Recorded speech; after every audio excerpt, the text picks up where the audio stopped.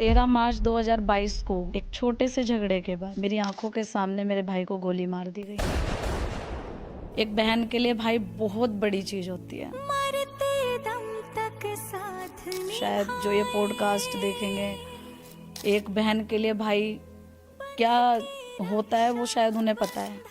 मैं रोई नहीं थी, 2-3 दिन से मैं रोई नहीं थी। मुझे आज भी वो तारीख याद है। 15 मार्च को मैं उसकी अस्थियों को लेने शमशान गई। जैसे मैंने शमशान में पैर रखा तो मैं सामने देखती हूँ शिव का मंदिर बना हुआ था, शिवलिंग थी। मैं शिवलिंग को पकड़ के सर जोर जोर से रोने लगी। और जैसे एक बेटी अपने पिता से शिकायतें करती है ना, मैं ऐसे ही उनसे शिकायतें कर रही थी कि क्या गुनाह क्या था, तुमने माँ को छीन लिया, भाई को छीन लिया, पापा कोमा में चले गए, पता नहीं दोबारा जिंदगी में उन्हें देख पाऊंगी या नहीं देख पाऊंगी। मैं रोती भी उनके सामने हूँ और हंसती भी उनके सामने हूँ। मैं हमेशा उनसे बोलती हूँ कि मैं आज इंसानियत निभा रही हूँ, मैं बहन का फर्ज कब निभाऊंगी। और आवाज एक ही आती है, जिस काम में तुझे लगाया ना तू वो कर, फर्ज मैं अपने आप निभा लूंगा बहन का।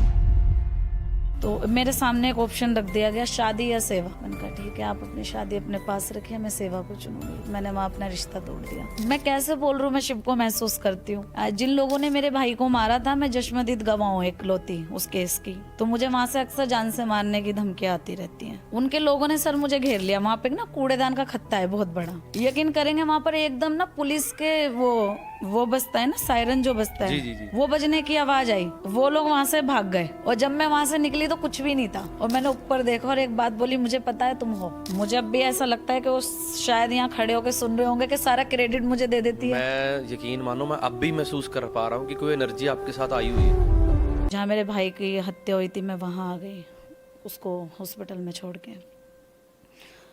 जब मेरे पिता को इस बात का, क्योंकि मेरे भाई की जो हत्या है वो एरिया में ही हुई थी, लोगों को पता चल चुका था। जब मेरे पिता को इस बात की सूचना मिली तो वो ये सदमा बर्दाश्त नहीं कर पाए, वो कोमा में चले गए थे। वाहिगुरु। जब मेरे भाई का शव मेरे घर आया तो मेरे घर में कोई मर्द उसका अंतिम संस्कार करने के लिए नहीं था। मोहल्ले पड़ोस के लोग बातें बना रहे थे कि हम अंतिम संस्कार कर देंगे, हम अंतिम संस्कार कर देंगे।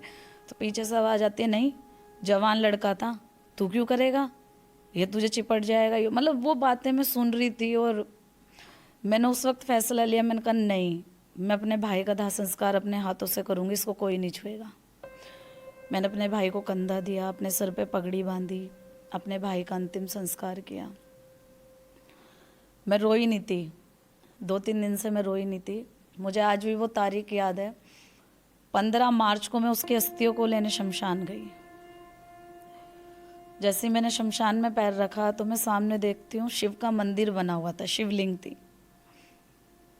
2-3 दिन से रोई नहीं थी। एक दर्द था मन में, क्योंकि भाई को खोया था मैंने, मेरे बड़े भाई थे। मुझे आज भी नहीं पता कि मुझे उस दिन क्या हुआ था। मैं शिवलिंग को पकड़ के सर जोर जोर से रोने लगी। और जैसे एक बेटी अपने पिता से शिकायतें करती है ना, मैं ऐसे ही उनसे शिकायतें कर रही थी कि क्या गुनाह क्या था, तुमने माँ को छीन लिया, भाई को छीन लिया, पापा कोमा में चले गए, पता नहीं दोबारा जिंदगी में उन्हें देख पाऊंगी या नहीं देख पाऊंगी। शिकायतें कर रही थी और रो रही थी। मैं घंटों रोती रही उन्हें पकड़ के। पता नहीं मुझे उस वक्त क्या हुआ। मैं वहां से उठी और मेरे भाई की जो चिता थी, मैं उस राख को अपने चेहरे पे, अपने तन पे, अपने बालों पे लगाने लगी। वहाँ के जो पंडित जी थे ना, उन्होंने मेरी वीडियो बना ली, इस डर से कि इतने सालों में कभी वाक्य नहीं देखा कि एक लड़की और एक मृत व्यक्ति की राख को अपने तन पे लगा रही है।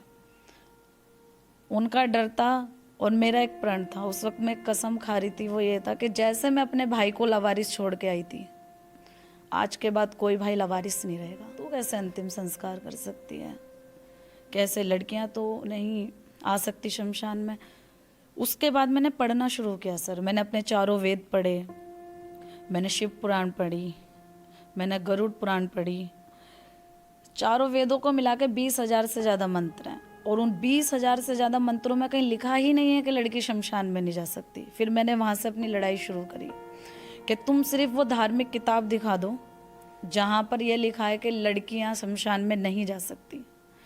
गरुड़ पुराण तो यहाँ तक की कहती है कि पहली संतान अंतिम संस्कार कर सकती है, उसमें भी कहीं लड़का या लड़की का उल्लेख नहीं है। ने हमें इसलिए बनाया था क्योंकि मैं एक ब्राह्मण परिवार की बेटी हूँ। मैं तो यही पढ़ के बड़ी हुई हूँ कि कहते हैं कि भगवान हर जगह नहीं आ सकता। तो उनने हमें और आपको बनाया था कि जो असमर्थ हैं अपनी खुद की जो जीवन यापन है या असमर्थ हैं अपनी मजबूरियों के तहत हम उनकी मदद करें। मैं सोच रहा था कि मतलब इतनी शांत, इतना पॉजिटिव ऑरा कैसे हो सकता जी। है, और आपने 5 मिनट में साबित कर दिया कि क्या कुछ झेल के आप यहाँ पर पहुँचो। धन्य हो, सब भोलेनाथ की कृपा है सर। धन्य हो। भोलेनाथ ने मुझे पिछले 2 साल और 6 महीनों में कभी मुड़ के देखने ही नहीं दिया। आप यकीन करेंगे कि मुझे जिस चीज़ की ज़रूरत होती है ना, मैं उनको बोल देती हूँ और दूसरे दिन वो चीज़ें आनी शुरू हो जाती हैं।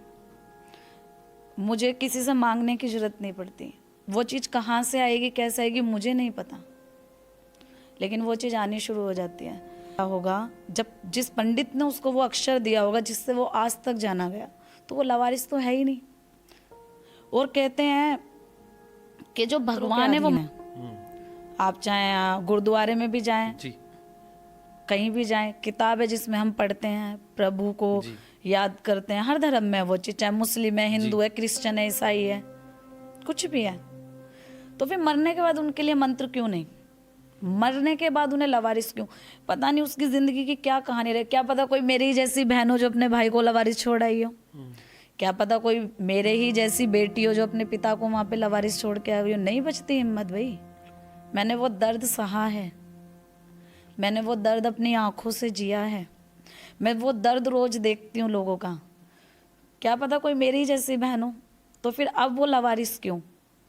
मैं गोत्र देती हूँ सर उन्हें, अपना मंत्र से गोत्र देती हूँ और मंत्रों से ही उनका पूर्ण रूप से अंतिम संस्कार और मंत्रों से ही उनका अस्थि विसर्जन होता है। क्योंकि मेरा मानना ऐसा है सर कि मरने उपरांत एक व्यक्ति जब प्रभु के पास जाने योग्य बनता है तो उसको पूरी उसके धर्म के साथ और इज्जत के साथ प्रभु के चरणों तक पहुंचाना चाहिए। शिव पुराण में क्लियर लिखा है, आप पढ़ना जी। और शायद जो शिव भक्त हैं उन्हें पता होगा। कहते हैं कि कैलाश पर्वत पे शिव अपने परिवार के साथ बैठे हुए हैं, जिस पे आज तक कोई चढ़ नहीं पाया। देखो ऊंची ऊंची चोटियों पे लोग चढ़े, लेकिन कैलाश पर्वत कोई नहीं चढ़ पाया। कहते हैं कि जब वहां पे चढ़ना शुरू होता है ना, तो उम्र तेजी से बढ़ने लगती है, इस वजह से उसको कोई नहीं चढ़ पाता उस पर। और वहीं दूसरी ओर शिव पुराण ये कहती है कि एक व्यक्ति शिव के पास जाने योग्य, मैं सबकी बात नहीं कर रही, कुछ पुण्य जो आत्माएं हैं मैं उनकी बात कर रही हूँ, वो शिव के पास जाने योग्य तब बनते हैं जब वो 5 तत्वों में विलीन हो जाते हैं, यानी कि उनकी मृत्यु हो जाती है। लोग कहते हैं कि शमशान अशुद्ध है। आप बताइए, जहाँ इस शरीर को, इस पापी शरीर को 5 तत्वों में विलीन कर दिया जाए और उसके बाद वो शिव के पास जाए, शिव के पास जाने योग्य बने, आप बताइए वो अपवित्र कैसे हो सकता है, वो अशुद्ध कैसे हो सकता है? मैं तो कहती हूँ कि शमशान से शुद्ध कोई जगह ही नहीं है जहाँ पे एक व्यक्ति को मुक्ति मिल रही है, जहाँ पे उसके पापों को मुक्ति मिल रही है। वहाँ जाने के बाद तो लालच ही खत्म हो जाता है सर। लालच इंसान का वहाँ जाके खत्म हो जाता है। वो सिर्फ कुछ टाइम के लिए होता है दीदी। हम भी शमशान घाट जाते हैं। मैंने एक बहुत अच्छी स्टोरी सुनी थी कहीं पर, तो मैं वो शेयर करना चाहता हूँ। जी जी एक बार इंसान बहुत परेशान हुआ और उसने सोचा कि मेरे को अपने सवालों का जवाब चाहिए। जी तो उसके दोस्त ने बोला कि उस गांव में एक महापुरुष बैठे हैं, जी आप उनके पास जाओ, वो आपको आपके हर बात का जवाब देंगे। वो चला जाता है, बिल्कुल। वो जाके गेट खड़काता है तो उनकी वाइफ बाहर आते हैं कि वो बोलते हैं कि मेरे को वो महापुरुष से मिलना है। जी वो कहते हैं किसी की डेथ हो गई, वो शमशान घाट गए, आप वहां जाके मिल लो। वो जाने लगता है तो पूछता है मैंने कभी उनको देखा नहीं, मैं पहचानूंगा कैसे? वो कहते हैं आप जब जाओगे ना, देखोगे उनके सिर के पीछे एक लाल लाइट चल रही होगी। वो ये सुन के शमशान घाट चला जाता है। वो देखता अंदर जाके सबके सिर के पीछे लाल लाइट चल रही है। तो वो कंफ्यूज हो जाता है कि अब इनमें से महापुरुष को पहचानूं कैसे? तो वो शमशान घाट के बाहर बैठ जाता है। और जैसे जैसे लोग बाहर निकलना शुरू होते हैं ना, लाइट बुझनी शुरू हो जाती है। एक इंसान की नहीं बुझती, वो महापुरुष है। ये जो आप बातें कर रहे हो ना, बहुत डीप है ये। आप यकीन मानो दीदी, मतलब ये मैं जो चैनल चलाता हूँ ना, ये ऑब्वियसली लोगों को देखना पड़ता है, टीआरपी देखनी पड़ती है, व्यूज देखने पड़ते हैं। पर जब भी मैं दिल से किसी इंसान को देखता हूँ ना कि मैंने इसके साथ पॉडकास्ट करना है, चाहे उसको मेरे सिर्फ घर वाले देखें, 4 व्यू तो पक्के हैं। जी मेरे पापा, मेरी मम्मा, मेरी चाची, मेरी सिस्टर, मेरा ब्रदर, ये देखेंगे और मेरे को अच्छा लग रहा है, फिर चाहे कोई दुनिया देखे चाहे ना देखे। बिल्कुल। पर मैं दिल से चाहता हूँ कि आपकी इंट्रोडक्शन पूरी दुनिया में होनी चाहिए, दिल से। सर होगा वही जो शिव चाहेंगे, सब कुछ विधि मतलब का विधान है। अगर उन्होंने चाहा है तो वो उस चीज को कोई काट ही नहीं सकता, क्योंकि मैं उन्हें महसूस करती हूँ, मुझे पता है। मैंने बोला ना, मुझे नहीं पता कोई भगवान है या नहीं। मैं सब धर्मों की इज्जत करती हूँ, मैं हर भगवान को मानती हूँ, लेकिन मैं शिव को महसूस कर सकती हूँ। मैं दावा करती हूँ कि शिव इस दुनिया में है। और अगर आप सच्चे दिल से, यकीन कीजिए, अगर आप सच्चे दिल से उन्हें याद करते हैं, आपके मन में छल कपट नहीं है, आप एक अच्छा कर्म करते हैं, तो वो आपका हमेशा साथ देंगे। क्योंकि मैंने वो देखा है सर, वो मुझे ऐसी ऐसी मुसीबतों से ऐसे निकाल के लिया जैसे हम दूध में से मक्खी निकाल के फेंक देते हैं। मुझे पता है वो है। जैसे पापा कैसे हैं? मेरे पापा, सच बताऊं तो भोलेनाथ का ऐसा चमत्कार हुआ था कि डॉक्टरों ने बोल दिया था कि जीवन भर कोमा से बाहर नहीं आ सकते, क्योंकि उनकी बीच की जो नस थी वो डैमेज हुई थी। दिमाग के जो बीच की जो नस होती है वो डैमेज हुई थी। और देखिए, मैंने बोला ना, मैं शिव को महसूस कर सकती हूँ। 2 महीने के अंदर मेरे पिता कोमा से बाहर आए थे। ये शक्ति थी शिव की। और डॉक्टर भी हैरान थे कि मिरेकल है, मतलब जी। हम नहीं मान सकते कि कोई इंसान जिसकी बीच की नस डैमेज हो चुकी है और वो कोमा से बाहर आ रहा है। मेरे साथ बहुत से ऐसे चमत्कार हुए हैं, इसलिए मैं उन्हें मानती हूँ और मैं महसूस उन्हें करती हूँ। सोना होता है ना, वो पहले सोना नहीं होता, जेवर नहीं बनते, तो एक ऐसे ईंट सी होती है, फिर उसको खूब तपाते हैं, जलाते हैं, फिर उसके जेवरात बनाते हैं। ऐसे इंसान होता है। तपोगे, वो कहते ना, भी सेवा करो मेवा मिलेगा। सेवा करो तभी तो जाने जाओगे। एक व्यक्ति मरता है, शमशान में जाते हैं, 2 ही बातें होती हैं, यार बहुत बहुत गलत हुआ, बहुत अच्छा इंसान था। दूसरी तरफ अच्छा है, मर गया, बड़ा बेकार आदमी था। वही तुम कमा के जाते हो, उसके सिवा कुछ नहीं कमाओगे। बच्चे, माता पिता 10 दिन 5 दिन रोएंगे, बीबी रोएगी, बेटी रोएगी, बाद में वो सब भूल जाएंगी, सब अपनी ज़िंदगी में बिजी हो जाते हैं। मेरे भाई की डेथ हुई, हाँ मैं उसे याद करती हूँ, बिल्कुल करती हूँ, लेकिन क्या मैं उसकी याद में आज रो रही हूँ? नहीं। मैंने एक रास्ता चुना है, ये सबसे बड़ी जिसपे मैं चल रही हूँ, बहुत बड़ी बात है। उस पे मैं चल रही हूँ। ये जिंदगी की सच्चाई है, प्रैक्टिकल है। बाप को मानना और बाप की मानना फर्क है। फर्क है। आप भोलेनाथ को भी मान रहे हो और भोलेनाथ की भी मान रहे हो, तो की वाले नहीं है। यहाँ पर हमारे कहते हैं कि गुरु ग्रंथ साहिब जी को भी मानो, उनकी भी मानो। बिल्कुल जो सच्चाई उसमें है। लिखा है, जो उन्होंने बताया है, चाहे भगवत गीता में बताया, लोग कहते हैं अमल हम करो। शिव भक्त हैं। मैं इसी से आपसे बात करती हूँ। मैं बोल रही हूँ जी, मैं शिव भक्त हूँ, मैं गलत काम कर रही हूँ। शिव को जानते हो वो कौन थे? उन्होंने जहर पी लिया था समाज के कल्याण के लिए। वो दुनिया की सबसे बड़ी ताकत है, लेकिन उसके बाद भी वो कितने शांत हैं। तुम शिव भक्त हो तो फिर वैसे बनो ना, तब बनोगे तुम शिव भक्त। भाई तुम कह रहे हो मैं तो शेरोवाली को पूछता हूँ जी, मैं तो शेरोवाली का भक्त हूँ। एक तरफ तुम नॉनवेज खा रहे हो, दूसरी तरफ तुम लोगों का बुरा कर रहे हो, तुम्हारे मन में लड़कियों के लिए गलत धारणाएं हैं, है ना। शेरोवाली कौन थी? अरे उन्होंने तो पता नहीं कितने असुरों को मारा था समाज के लिए। मैं नहीं बोलती असुरों को मारो, लेकिन तुम अपने अंदर का असुर मार लो ना, बिल्कुल, तो तुम भक्त बन वाह, जाओगे। बहुत डीप। भगवान को मानना, जैसे आपने बोला भगवान को मानना, फिर उसकी की मानना, वो की जो आपने लगा दिया, की बहुत बड़ी बात है। आप बिल्कुल सच कह रहे हैं। की नहीं करता कोई यहाँ पे, नहीं करता। सब धार्मिक नजर आ रहे हैं कि मेरे से बड़ा धार्मिक कोई भी नहीं है। सोच है सर लोगों की। अच्छा दीदी, जो कोलकाता में इंसिडेंट हुआ, अभी आपने बात छेड़ी ली, उसको देख के कभी आपको इनसिक्योरिटी, अनसेफ नहीं महसूस हुआ? कभी नहीं। मैं दिलेरी कैसे आती है आप में? मैं इतनी स्ट्रॉन्ग हूँ, मुझे पता है कि मैं अगर मृत व्यक्ति को जला सकती हूँ, जिंदा को मार भी सकती हूँ। वाह। मैं क्यों डरूंगी किसी से? और बाबा है ना, वो शक्ति देंगे, अपने आप देखा जाएगा जो होगा। मैं क्यों डरूंगी?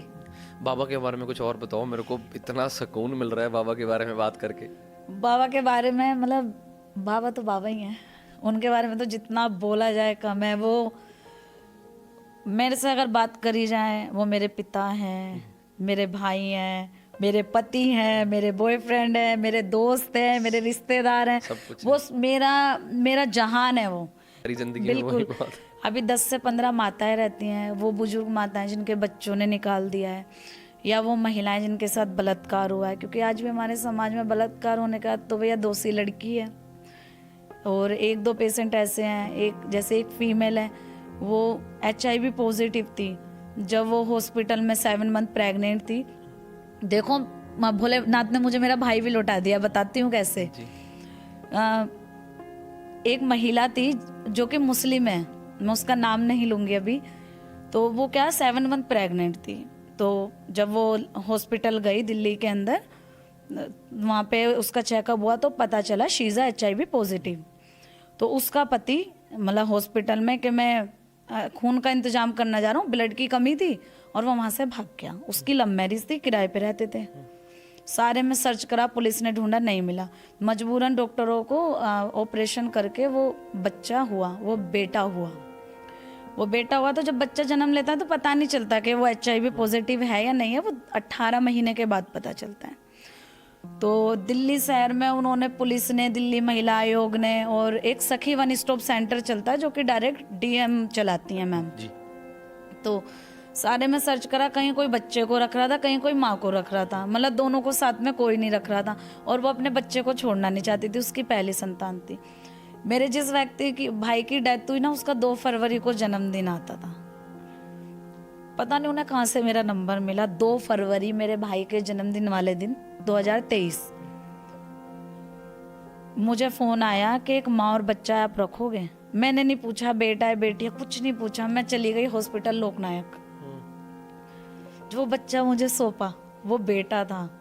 मैंने कहा मुझे बाबा ने मेरा भाई दे दिया। आज वो बच्चा 1.5 साल का है और यकीन करे वो बच्चा HIV नेगेटिव निकला है। ओए वाह। और मैंने उसका नाम, मेरे भाई का नाम राम था, रामेश्वर धाम, उसे राम बोलते थे। मैंने उसका राम नाम रखा, उससे पूछ के कि तुम मुस्लिम हो, क्या मैं इसको अपने भाई का नाम दे सकती हूँ? क्योंकि मेरे भाई का नाम राम था। कह रही दीदी आपने इसे जीवन दिया है। ओए। आज वो राम के नाम से जाना जाता है। बाबा ने तो मेरा भाई भी लौटा दिया। तो वो आपके साथ ही रहते हैं? मेरे पास रहता है वो बच्चा। वाह जी। मैं ना कभी दीदी केदारनाथ नहीं गया, मतलब मैं थोड़ा सा धार्मिक और टाइप का हूँ। जी जी। मैं धर्म कर्म को मानता हूँ। मैं पूजा पाठ वाला या रिलीजियस प्लेसेस पे विजिट करने वाला धार्मिक नहीं हूँ। मेरे को लगता है कि मैंने आपके दर्शन कर लिए ना, समझ लो केदारनाथ के दर्शन कर लिए। नहीं ऐसा कुछ नहीं है, तो आपका बड़प्पन है। बट नहीं, प्रैक्टिकली देखो, आप शिव भोले का नाम ले रहे हो बार बार ना। अगर मतलब हार्श ट्रुथ ऑफ लाइफ क्या है, किसी ने भगवान को महसूस किया, देखा नहीं है। बिल्कुल हम भगवान के बच्चे हैं, बिल्कुल ये सच है। अगर एक बच्चा तकलीफ में है, आप तकलीफ में हो या मैं तकलीफ में हूँ, अगर मैं उसको अपना बच्चा बाप मानता हूँ, चाहे वो भोले बाबा है, चाहे वो प्रभु राम है, मैं आपको तकलीफ में कैसे बर्दाश्त कर रहा हूँ? फिर तो मैं झूठ बोल रहा हूँ कि वो मेरा बाप है। बिल्कुल एक बाप के 4 बच्चे हैं जी चारों बाप बाप कर रहे हैं, उसकी पूजा कर रहे हैं बाप की, जी। पर आपस में लड़ रहे हैं, एक दूसरे का नुकसान कर रहे हैं, क्या वो बाप खुश होगा? कभी नहीं हो सकता। मेरे लिए धर्म ही कर्म है। एक पर्टिकुलर धर्म का नाम नहीं है, वो यूनिवर्सल बाप है सबका। आप यकीन कीजिए कि आप शिव से कनेक्ट हो गए तो यूनिवर्स से कनेक्ट हो गए। वो सब लुटा देते हैं। मैंने बोला ना मेरा भाई लुटा दिया उन्होंने मुझे मेरा भाई, चाहे छोटी उम्र में दिया ना, मुझे मेरा भाई लुटा दिया। मैं उसके साथ ऐसे ही रहती हूँ। दीदी ये लड़कियों को हमें मेंटली स्ट्रॉन्ग करना है, पता है? लड़की पता है क्या सोचते, जैसे किसी आदमी ने हाथी पकड़ लिया, आप तब लड़ सकते हो जब आप यहाँ से मजबूत हो। एग्री। लड़ाई चाणक्य जी को जानते हैं? चाणक्य नीति। चाणक्य जी बोला करते थे कि युद्ध में जाकर ना जो शारीरिक रूप से मजबूत है, मैं दूसरे शब्दों में बता रही हूँ, वो संस्कृत के वर्ड है। युद्ध यहाँ पे लड़ना चाहिए पहले। हाँ, युद्ध यहाँ से जीता जाता है। युद्ध हाथों से, औजारों से, हथियारों से नहीं जीता जाता। 100%। अगर तुम मेंटली स्ट्रोंग हो गए तो मुझे लगता है तुम दुनिया की हर ताकत से लड़ सकते हो। तुम किसी ताकत के आगे नहीं झुक सकते। क्यों? क्योंकि तुम मेंटली स्ट्रोंग हो। जब तुम मेंटली स्ट्रोंग होगे तुम अपने लिए चुन सकते हो, हर रास्ता अपने लिए निकाल सकते हो। तुम्हें मजबूत होना पड़ेगा मानसिक रूप से। तो वो लड़कियों को होना बहुत जरूरी है। लड़के तो फिर भी मिल जाएंगे आपको। यही तो बात है कि लड़कियां नहीं मिलेंगी। ये सोसाइटी ने ये प्रूव कर दिया कि लड़के बहुत स्ट्रांग है। लड़के लड़कियां दोनों ही नहीं, ये mentally... सच्चाई है। मैं आपको बता रही हूँ, ये सच्चाई है। लड़के मेंटली रूप से मजबूत हैं। उस अगर आंकड़े में आप ले तो उस आंकड़े में लड़कियां 2 या 3% आपको मजबूत मिलेंगी। मानसिक रूप से लड़कियां उतनी मजबूत नहीं मिलेगी। क्यों? उसके पीछे माँ बाप गलत है। वो बचपन से ही सिखा देते, तू लड़का है, तू लड़की है, तू ब्लू पहन, तू पिंक पहन, तू शमशान जा, तू मत जा, तू बाल नहीं खोलेगी, तू मीठा खा के नहीं जाएगी, तू सफेद खा के नहीं जाएगी। अगर किसी लड़के ने तुझे छेड़ दिया तो तू रास्ता बदल देगी। क्यों भाई? ये क्यों नहीं सिखाया? तुझे कोई छेड़े तो बेटा गर्दन काट के केस तेरा बाप लड़ लेगा। सिखाओ ना, फिर देखना कितने लड़कों की गर्दन कटेगी और कितनी लड़कियां जेल जाएंगी। मैं लिख के दे रही हूँ। बचपन से उनको मानसिक रूप से कमजोर कर दिया जाता है। मैं कहती हूँ मेरे साथ की मेरे पास लड़कियां हैं, वो मेरे से भी कम उम्र के, 22 साल 23 साल। मैंने उन्हें क्लियर बोला हुआ है, कोई तुम्हें घूर कर भी देखे ना, गर्दन काट देना, केस मैं लड़ूंगी। किसी से नहीं डरती मेरी लड़कियां। खड़ा कर दो कितना ही बड़ा वो हो मजबूत आदमी, किसी से नहीं डरती मेरी लड़कियां। तो उनको बचपन से सिखाओ ना, तभी वो मजबूत प्रोग्रामिंग होनी चाहिए बनेंगी। दिमाग की ऐसी। बिल्कुल, कि घूर के भी देखे बेटा गर्दन काट दो, क्योंकि ये हिंदुस्तान है। यहाँ पर औरत के सम्मान के लिए रामायण और महाभारत लिखी गई थी। यहाँ पर तो कैंडल लेके चल देते हैं आजकल। क्यों भाई, क्या तुम लोगों में इतना दम नहीं है कि तो तुम पुलिस से मुजरिम छीन के मार दो? बैठे हुए हो। मैंने राखी वाले दिन भोले बाबा को और एक लवारिस शव को राखी बांधी थी। पता है क्यों? क्योंकि मेरे देश का भाई मर चुका है। जो भाई अपनी बहन का बलात्कार सह चुका है ना, वो मर चुका है, वो मर गया है, वो जिंदा है ही नहीं। तुम अगर भाई, बहन तो बहन है, किसी की भी हो, जिसके पीछे बहन लग गया वो किसी की भी है, बहन बहन है। जब तुम आदमी होकर और एक बहन के रेप पर कैंडल लेके चल रहे हो तो तुम मर चुके हो, तुम जिंदा नहीं हो। एक बहन अपने भाई के हाथ पर राखी अपनी रक्षा के लिए बांधती है, रक्षा सूत्र बोला जाता है ना उसको संस्कृत में, रक्षा सूत्र संस्कृत का वर्ड है रक्षा सूत्र। क्यों बांधती है? कि मेरा भाई मुझे प्रोटेक्ट करेगा, इसलिए बांधा जाता है। जब तुम अपनी बहन के रेप पे कैंडल लेके चल रहे हो तो तुम काहे के भाई हो? तुम हो ही नहीं, तुम हो ही नहीं। क्योंकि हिंदुस्तान में रामायण और महाभारत औरत के सम्मान में लिखी गई थी, कैंडल नहीं कि मुंह उठा के कैंडल लेके चल दो या सोशल मीडिया पे बड़ी बड़ी बातें बोल दो। भैया क्यों लाते हो? रोज एक ही काम कर रहे हो, वो भी इतनी मेहनत वाला, दुनिया का सब कुछ मोह त्याग के, तो वो मोटिवेशन क्या है आपकी? मोटिवेशन शिव है, शिव वो पे बात motivate शुरू, शिव पे करते बात हैं। खत्म। वही करते हैं। मेरी जिंदगी में ऐसा कोई नहीं है कि मुझे मोटिवेट होने के लिए भाई तुम मुझे मोटिवेट कर दो या कुछ है। बस मेरी जो दिन की शुरुआत है, मैं सुबह उठती हूँ, अक्सर ऐसा भी होता है मेरे साथ कि मैं उठ के रोने लगती हूँ बाबा को याद करके। मैं अभी पीछे कहीं काम से चली गई थी, मैं वहाँ इतना रोई कि मैं मतलब वहाँ पे क्या था, जंगल में शिव का मंदिर था और वहाँ पे कहीं सांप, कहीं जंगली हाथी, तो वो थोड़ा रिस्क होता है, तो वहाँ जाने नहीं दे रहे थे। तो मैं वहाँ रोने लगी कि मतलब मैं तुमसे मिल नहीं पा रही हूँ, मैं तुमसे मिल ही नहीं पा रही हूँ। तो ऐसा कभी मुझे घर में भी होता है कि मैं जैसे सो के उठी हूँ तो मैं अचानक उनको आंख बंद करके याद करती हूँ और मेरी आंखों से आंसू निकल जाते हैं। होता है मेरे साथ, अक्सर होता है। और कहते हैं कि भगवान को याद करके अगर आंखों से आंसू आ जाए तो समझ लो तुम्हारी हाजिरी उन पे लग गई। फैक्ट है ये। अगर उन्हें याद करके तुम्हारी आंखों में आंसू आ गए तो समझ जाओ तुम्हारी हाजिरी वहां तक पहुंच गई। अंतर आत्मा में एक ऐसी दृष्टि है जो दिख जाता है कि कौन दिखावा कर रहा है और कौन सेवा कर रहा है। अंदर से पूछो, अपने मन से पूछो, क्योंकि मन से बड़ी कोई ताकत इस दुनिया में नहीं है। अंतरात्मा से पूछोगे तो आपको दिख जाएगा कि कौन दिखावा कर रहा है और कौन सच में सेवा कर रहा है। परख आप किसी को नहीं सकते। लेके दर पे मैं चला, दिल में है बस तेरा ही नाम, संग तेरे मेरे सारे काम, हर मुश्किल हो जाती आसान। ओ शिव शंकर ओ भोले